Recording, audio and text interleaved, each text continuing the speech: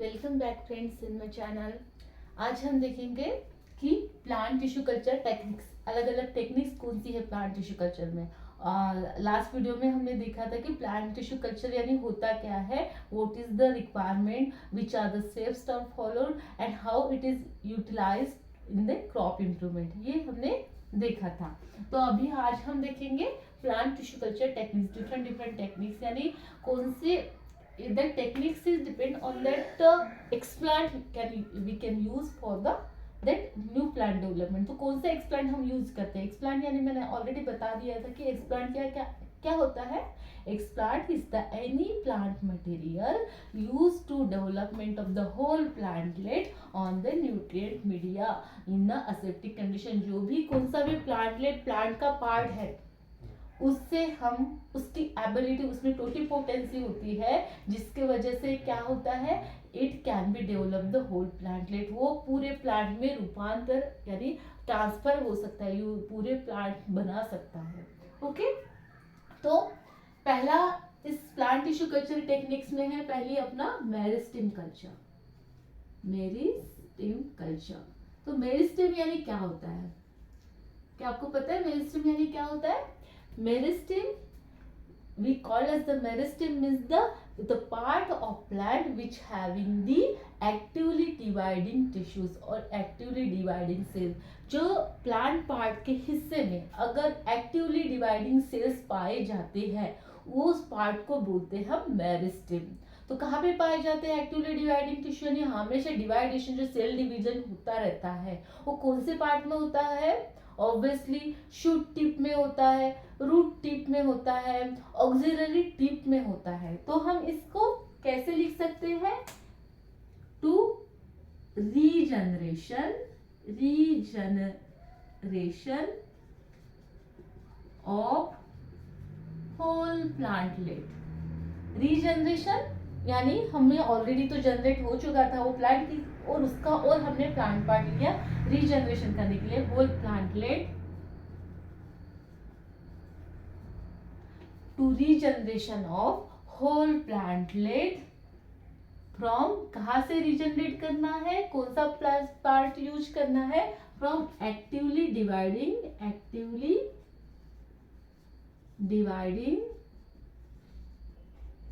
Plant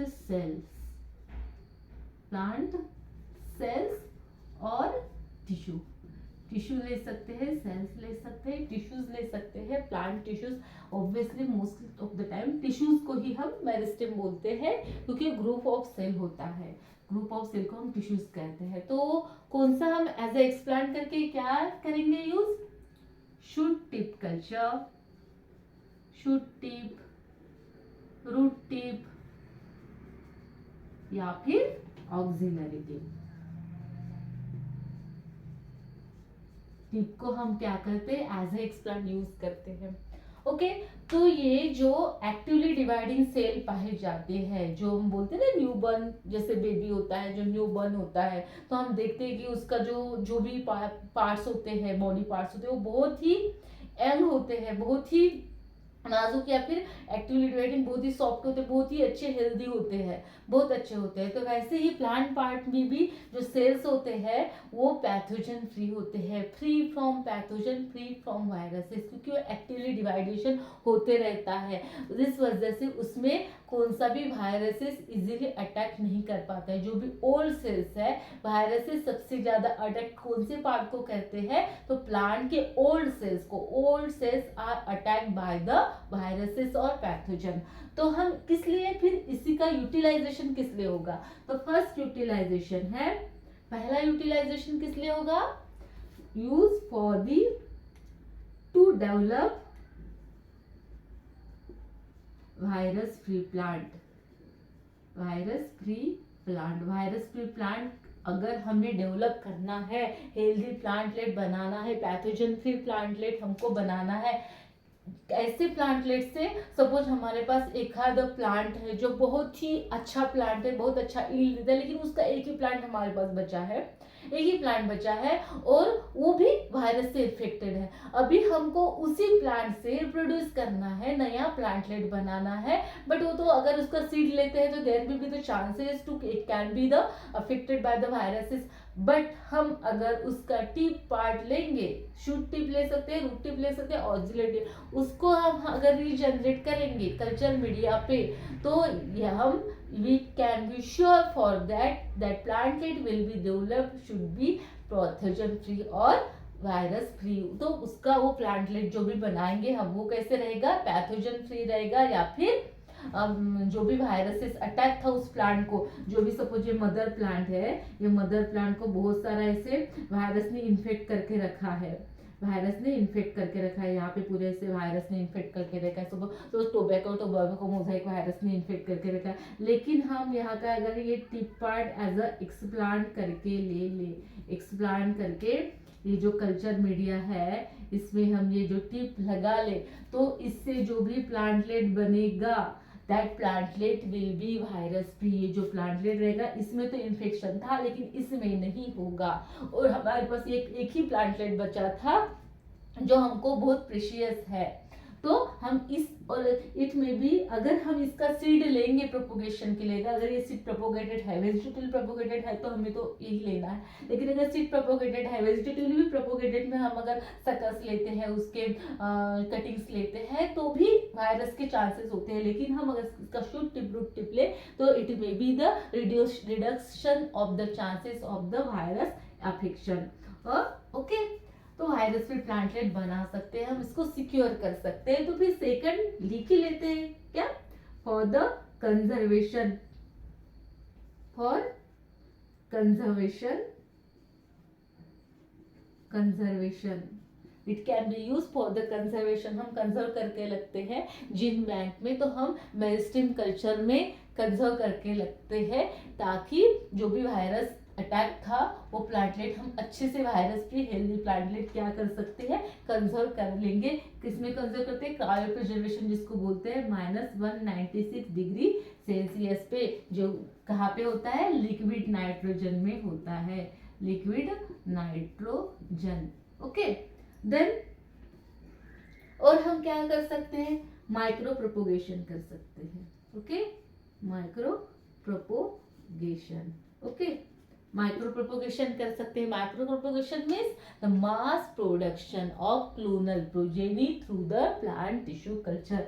micro propagation means the mass production of progeny, यानी बहुत सारे, मास मीन्स बहुत सारे नंबर्स में हम क्या करेंगे, मास प्रोडक्शन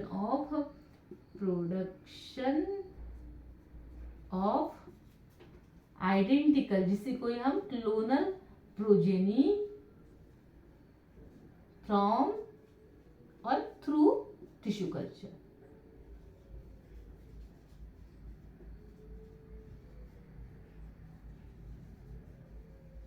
ओके, तो उसको क्या बोलेंगे, माइक्रो प्रोपोगेशन के लिए हम यूज कर सकते हैं, जिससे हमें हेल्दी प्लांटलेट मिलते हैं, और जो भी प्लांटलेट होंगे वो हेल्दी होंगे। किसमें यूज करते हैं, बनाना में यूज करते हैं, सिट्रस पे यूज करते हैं, हम स्ट्रॉबेरी में भी माइक्रो प्रोपोगेशन का यूज करके हम बहुत सारे हेल्दी प्लांटलेट, यानी माइक्रो प्रोपोगेशन की जरूरत क्यों है, अगर हम देखो, अगर हमारे पास एक बनाना का प्लांट है, हम उसको उसके जो भी वेजिटेटिव पार्ट है, या फिर हम ऐसे कौन सा भी प्लांट लेंगे जिसका डिमांड है जो मार्केट में, वो बहुत सारे फार्मर्स को, हमें थाउजेंड्स नंबर में, सपोज 10,000 नंबर में हमें प्लांटलेट उनको चाहिए है लगाने के लिए। लेकिन एक जो सपोज अपन शुगर केन ले लेते, शुगर केन का कटिंग 2-3 निकलता है, तो एक से 2 ही निकल रहे, 3 ही निकल रहे।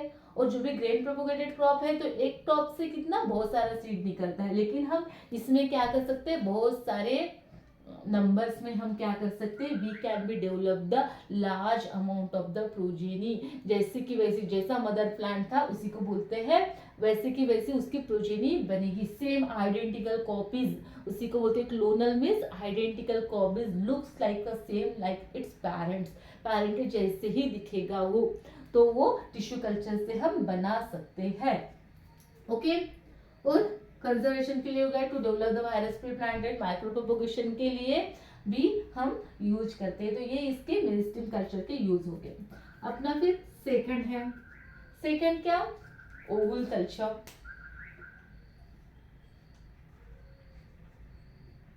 ओवल कल्चर,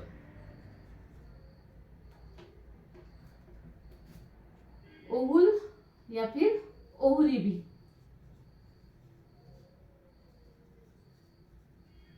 ओवरी कल्चर और ओवल कल्चर। तो क्या आप बोलेंगे, regeneration of whole plantlet from the oval, oval या ओवरी से हम क्या करेंगे, पूरा प्लांट बनाएंगे, that is called as the to regeneration.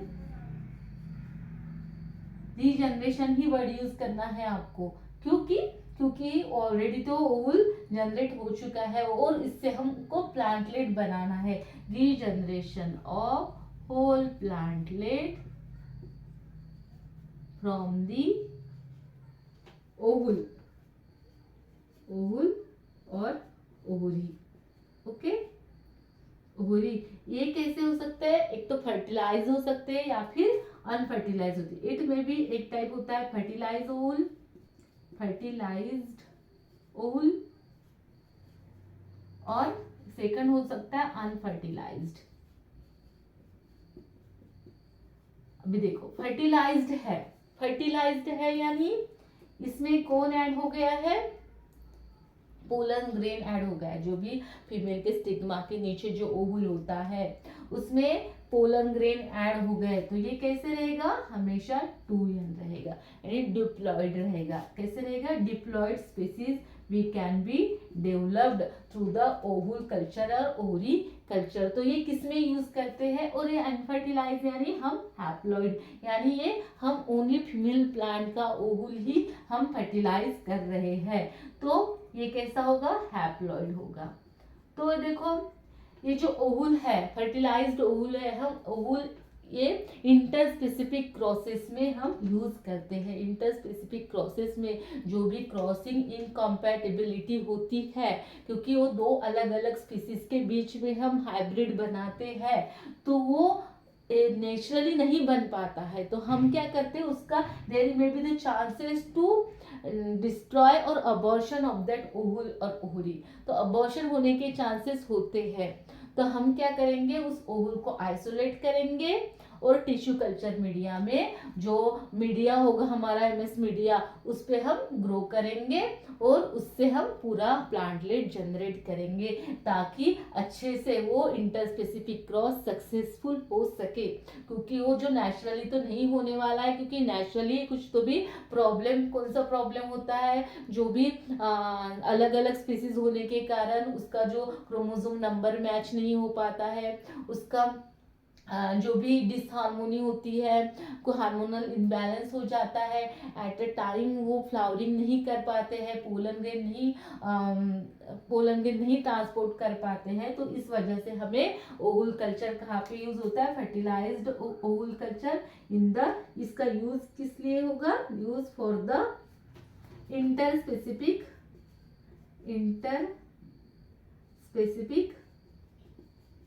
Crosses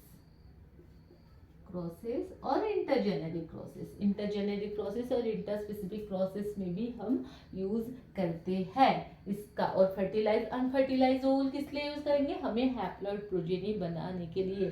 तो हैप्लॉइड प्रोजेनी क्यों चाहिए हमें, for to develop the inbred lines, inbred line जो कि यूज होती है हाइब्रिड प्रोग्राम में, हाइब्रिड बनाने के लिए यूज होती है। इनब्रिड लाइन किस लिए यूज होती है, हाइब्रिड इनब्रिड लाइन यानी प्योर लाइन होती है, वो जो जेनेटिक कॉन्स्टिट्यूशन उसका होता है हेरिटेबली जेनेटिकली प्योर होता है, यानी अगर इस जनरेशन में वो अपने कैरेक्टर के लिए प्योर रहेंगे तो अगले जनरेशन में भी प्योर ही रहेंगे, वही कैरेक्टर शो करेंगे, उसका कैरेक्टर चेंज नहीं होने वाला है। उसमें क्या नहीं होने वाला है, उसमें मियोसिस यानी जिसको बोलते हैं हम रिकॉम्बिनेशन नहीं होने वाला है, क्योंकि दो अलग अलग स्पीसीज का दो अलग अलग पेरेंट्स नहीं इन्वॉल्व होने वाले हैं, तो उसको क्या बोलेंगे, इनब्रिड लाइन। तो हम अगर अलग से लेक्चर लेंगे कि इनब्रिड लाइन का यूज क्या होता है, वो कैसे जनरेट करते हैं, क्यों हमें जनरेट करना है, तो मैं अलग से उसके ऊपर वीडियो बनाऊंगी, अभी इतना ही समझ लो। Then third one is the embryo culture, embryo culture, okay, embryo culture. तो एम्ब्रियो कल्चर किस लिए यूज होगा? एम्ब्रियो कल्चर सेम डेफिनेशन आएगी, मैं डेफिनेशन दोबारा नहीं लिखूंगी, इसमें बस चेंज कर लेना है। होल प्लांटलेट कहाँ से बनाएंगे? From embryo. एम्ब्रियो से हम क्या करेंगे? होल प्लांटलेट, सेम डेफिनेशन रहेगा।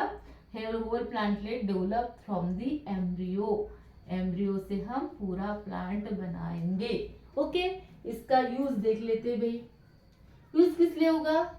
आपने एम्ब्रियो रेस्क्यू जैसे रेस्क्यू ऑपरेशन होता है ना, अभी चल रहा है, जो भी रेस्क्यू ऑपरेशन को ये फंस जाता है तो हम उसको रेस्क्यू करते हैं, उसको बचाते हैं। ओके, उसको जो भी प्रॉब्लम हो रहा है उससे बचाना, तो वैसे ही हम एम्ब्रियो को बचाना है। क्यों भी बचाना है? क्या प्रॉब्लम आ गई जैसे इसको रेस्क्यू करना है, इसको बचाना है। हाँ भाई, प्रॉब्लम आ गई, इसने दूसरे स्पीसीज के साथ क्रॉस कर लिया था भाई, दोनों को कुछ मिसमैच हो गया था, दोनों के क्रोमोसोम, एक के पास था ए वाला जीनोम, दूसरे के पास था सी वाला जीनोम, तो इसका कोई मैचिंग तो हो ही नहीं रहा। इसके पास है 40 क्रोमोसोम, इसके पास है 20 क्रोमोसोम, और जो क्रोमोसोम है वो भी अलग अलग है, क्योंकि वो इंटर स्पेसिफिक है, अलग अलग स्पीसीज के है, तो वे कैसे मैच कर पाएंगे? जब जो मियोसिस होगा, मियोसिस में वो जो स्पिंडल फाइबर बनाएंगे, स्पिंडल फाइबर जो होमोलोगस जेनेटिक रिकॉम्बिनेशन होगा, तो होमोलोगस क्रोमोसोम कैसे मिलेंगे? उसको होमोलोगस क्रोमोसोम नहीं है, इसके पास अलग क्रोमोसोम से, इसके पास अलग क्रोमोसोम से है, तो पेयरिंग कैसे करेंगे? पेयरिंग नहीं करेंगे तो डिवाइड कैसे होंगे? जो भी मियोसिस की अगर स्टेप आपको पता है तो कैसे करेंगे? नहीं कर पाएंगे। तो फिर there may be the chances to destroy और abortion of that embryo. Embryo abort हो जाएगा, एम्ब्रियो मर जाएगा। तो हमें क्या करना है भाई? ऐसे कैसे? तो भी उन्होंने तो क्रॉसिंग जो स्टार्टिंग वाला था, यानी पोलन ट्यूब बना के पोलन ग्रेन एंटर कर लिए थे ओवरी में, ओहुल में, प्लांट के जो स्टिग्मा के थ्रू। बट अभी एम्ब्रियो तो उन्होंने बना लिया है, बट एम्ब्रियो अभी ज्यादा दिन टिकने नहीं वाला है। तो हम क्या करेंगे? हमें क्या करना है? To isolate that embryo at before the abortion at a particular stage and transfer it on suitable culture medium and develop the whole plantlet. Okay, that is called as the embryo rescue. क्या करना है हमें? embryo rescue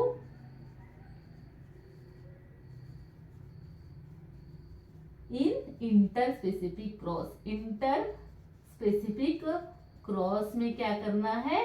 embryo rescue करना है to protect that embryo from the abortion. That process is called as the embryo rescue and regenerated that embryo into the suitable media, into whole plantlet in under aseptic condition. Through the tissue culture we can rescue that embryo and develop the whole plantlet, and we can generate the interspecific crosses. तो इसके बहुत सारे example है, जो भी हमने interspecific crosses किए हैं, हार्डियम में किए हैं हमने, हार्डियम इंटू टिटिकम, यानी जो भी बार्ली और वीट का क्रॉस हुआ है, जो भी हमारा ब्रिंजल और पोमैटो, जो पोमैटो बनाया था, टोमेटो और पोटैटो का क्रॉस हुआ है, जो भी हमने जो भी ऐसे बहुत सारे क्रॉसेस है जो हुए हैं, तो हमने किससे उसका प्लांटलेट बनाया है? हमने इसी method say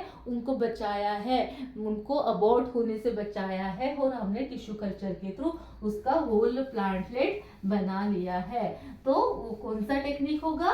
that is called as the embryo culture, and that technique is called as the interspecific cross में अगर हम यूज करते हैं तो उस टेक्निक को बोलेंगे एम्ब्रियो रेस्क्यू। और ये एम्ब्रियो कल्चर का और एक वर्क है, क्या आपने सोमेटिक सिंथेटिक सीड सुने हैं? सिंथेटिक सीड,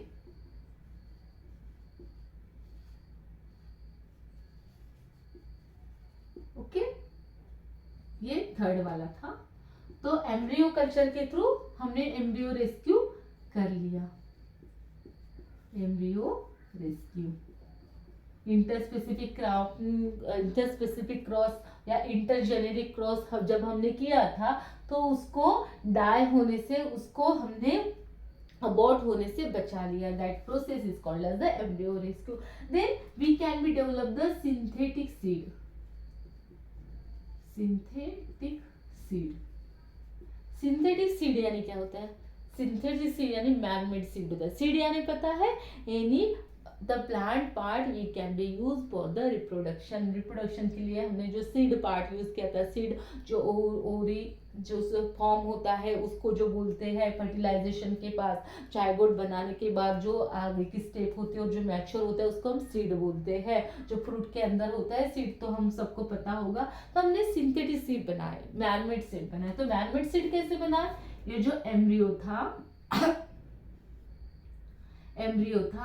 ये एम्ब्रियो को हमने क्या किया? कोटिंग कर लिया। किसका कोटिंग कर लिया?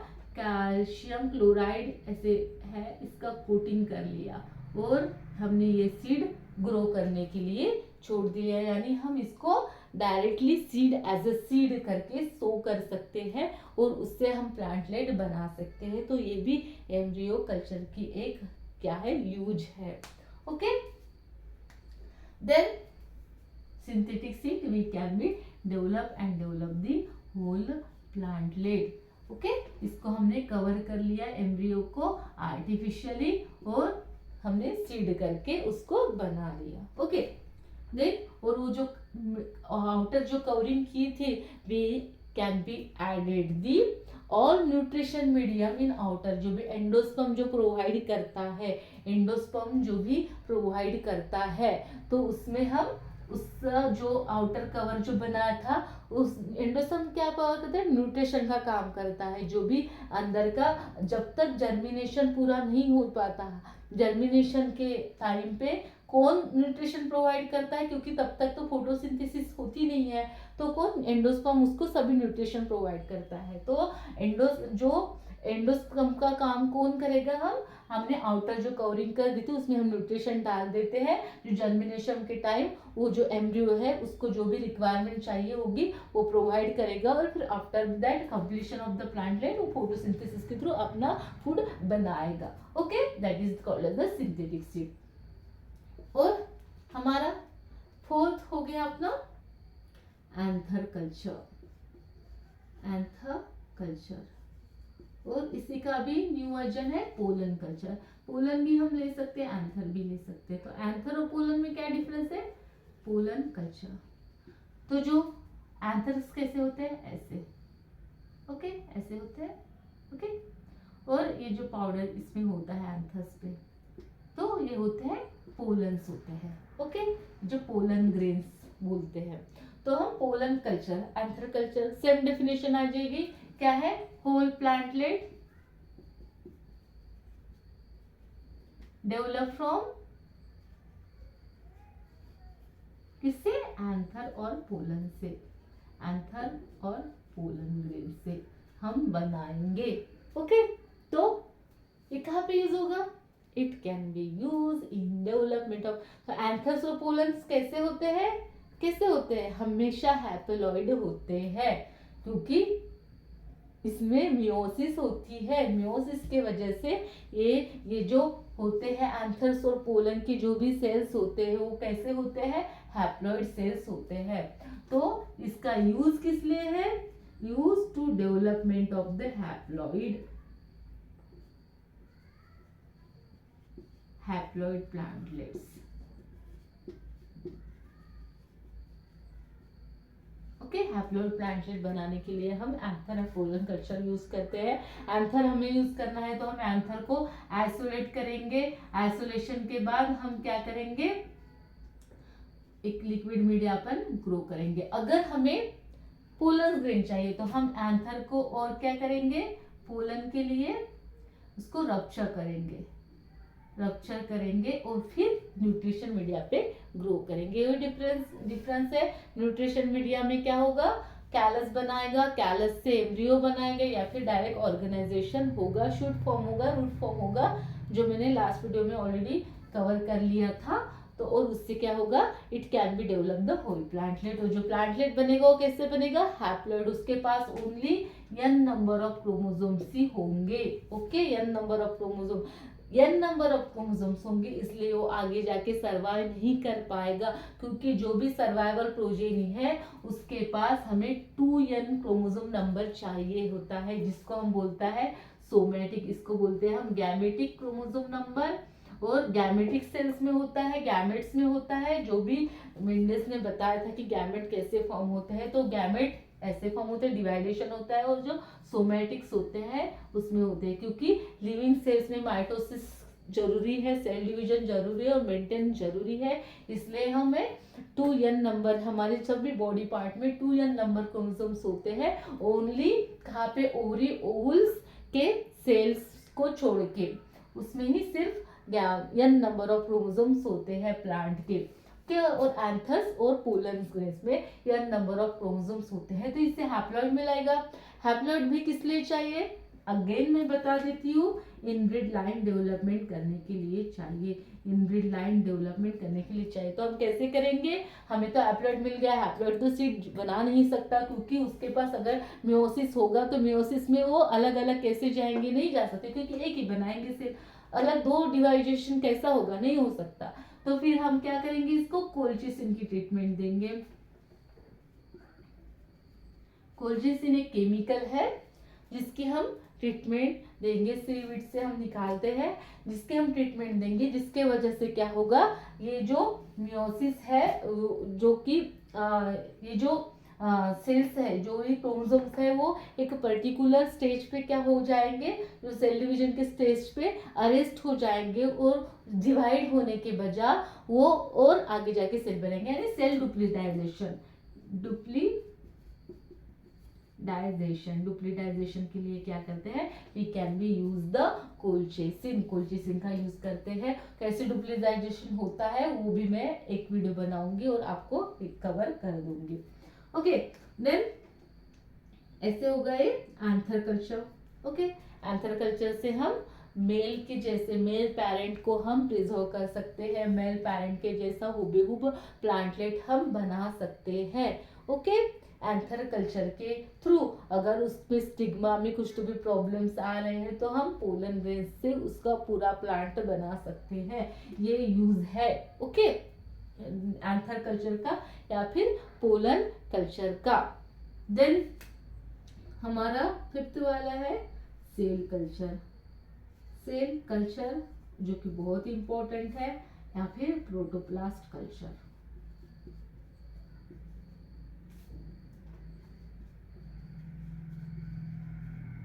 जो कि हम, और डेफिनेशन सेम ही आ जाएगी, development of the whole plantlet from the cells और फ्रॉम द प्रोटोप्लास्ट। प्रोटोप्लास्ट या सेल से हम क्या करेंगे, regeneration of the whole plantlet through the tissue culture media और through the tissue culture technique. Tissue culture technique से हम cell से, एक सेल से पूरा प्लांटलेट बना लेंगे। तो और प्रोटोप्लास्ट यानी क्या होगा, प्रोटोप्लास्ट यानी होगा हमारा, मैंने लास्ट टाइम ऑलरेडी बताया था, protoplast mean the naked cell.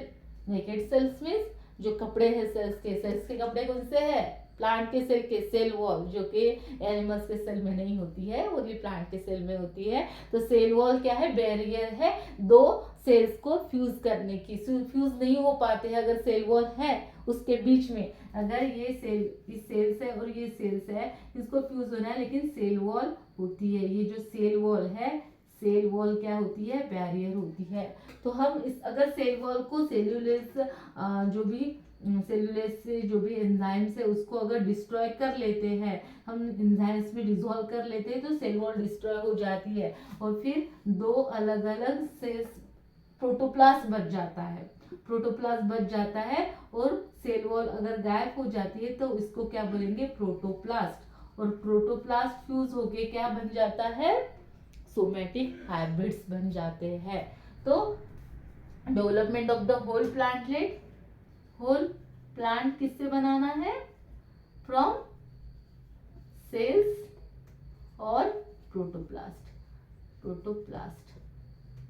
जिसमें हम सस्पेंशन कल्चर लेते हैं। कौन सा कल्चर लेते हैं? यू कैन यूज द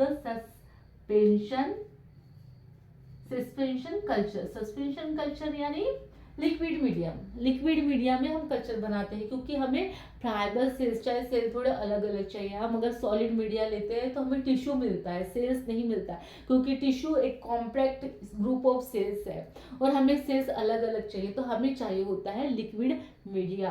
तो हम क्या करते हैं? Regeneration of whole plantlet from the single cell, एक सेल से या फिर एक प्रोटोप्लास्ट से हम क्या करेंगे? पूरा प्लांटलेट बनाएंगे।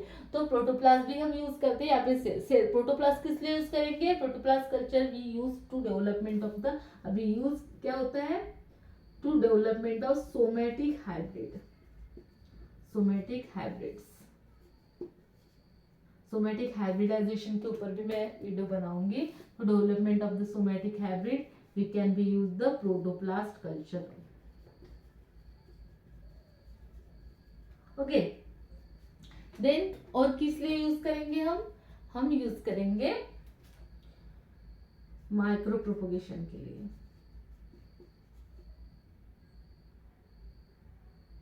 माइक्रो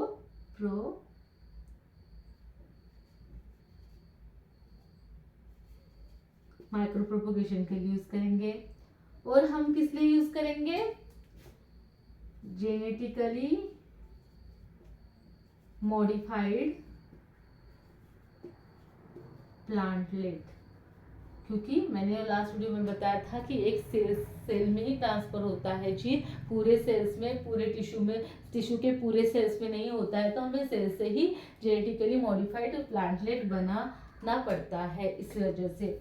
और हम इसलिए यूज करते हैं cryo preservation. Cryo preservation means